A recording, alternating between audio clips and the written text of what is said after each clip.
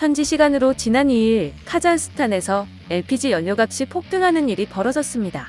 그러자 이에 불만을 품은 서부 지역 주민들이 길거리로 쏟아져 나와 시위를 벌였는데요. 도대체 왜 이런 일이 벌어졌을까요? 사실 카자흐스탄은 중앙아시아 최대 산유국입니다. 하지만 전체 국부의 절반 이상을 소수가 독점하고 있습니다. 그 주인공들은 바로 나자르바예프 전 카자흐스탄 대통령과 친정부 성향의 기업인 권력자들입니다. 나자르바예프 전 대통령은 카자흐스탄이 소련에서 독립한 뒤부터 30년간 통치해왔는데요. 3년 전부터는 후계자인 토카예프 대통령이 그 자리를 이어받았습니다.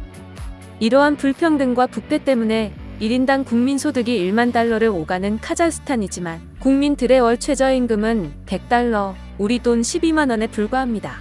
이런 와중에 대다수 국민들이 자동차 연료로 사용하는 LPG 연료값까지 2배 이상 오르자 더 이상 참지 못하고 거리로 나온 것이죠.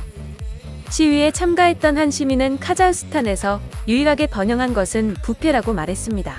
이렇게 국민들의 분노가 하늘을 찌르자 토카예프 대통령은 국민들에게 실탄 발포를 지시하며 강경 진압을 했는데요. 이것도 모자라 러시아 군대까지 부르게 됩니다. 이에 러시아는 이에 소련권 안보협의체 집단안보조약기구를 통해 이달 6일 2,500명 규모의 평화유지군을 카자흐스탄에 파견했는데요. 러시아 군을 주로 한 시스토 평화유지군은 시위 시작 48시간 만에 카자흐스탄에 도착해 전격 주둔하게 됐습니다. 결국 러시아까지 불러들여 진압한 탓에 카자흐스탄 국민들의 시위는 현지 시간으로 지난 9일 164명이 숨지는 대규모 유혈 사태를 낸 채 소강 국면에 접어들었습니다. 이번 카자흐스탄 시위가 장기 집권 중인 정권에 대한 국민의 분노가 표출된 것이라는 점에서 러시아 역시 이번 시위를 간과하긴 힘들었을 것으로 보입니다. 현재 러시아 대통령인 푸틴 역시 20여 년간 장기 집권 중이기 때문이죠.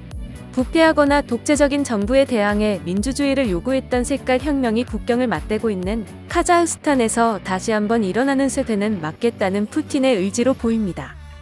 이러한 상황에서 중국 역시 긴장을 늦출 수 없는데요. 중국이 카자흐스탄과 1770km나 국경을 접하고 있는 지역이 바로 신장 위구르 지역이기 때문입니다. 특히 중국 신장 지역에는 카자흐스탄인들이 다수 거주하고 있습니다. 이에 중국 정부는 카자흐스탄 시위 사태로 불똥이 튀지 않을까 걱정하며 반정부 시위를 거의 진압한 카자흐스탄 정부의 연신 지지를 표명하고 있습니다. 지난 7일 시진핑 국가주석은 토카예프 대통령에게 보낸 구두 메시지를 통해 중요한 시기에 단호하게 강력한 조치를 취해 사태를 신속히 수습한 것은 정치인으로서의 책임과 임무, 국가와 인민에 대해 고도의 책임감 있는 입장을 체현했다며 색깔 혁명 및 외부 세력 간섭을 반대한다고 강조했습니다.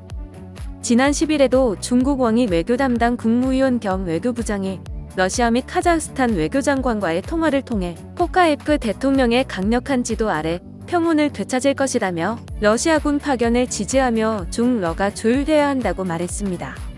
현재 해외에 거주하는 카자흐스탄 국민들은 내전 상황이 아닌데도 외세를 개입시킨 정부의 대응에 맞서 시위를 이어가고 있습니다.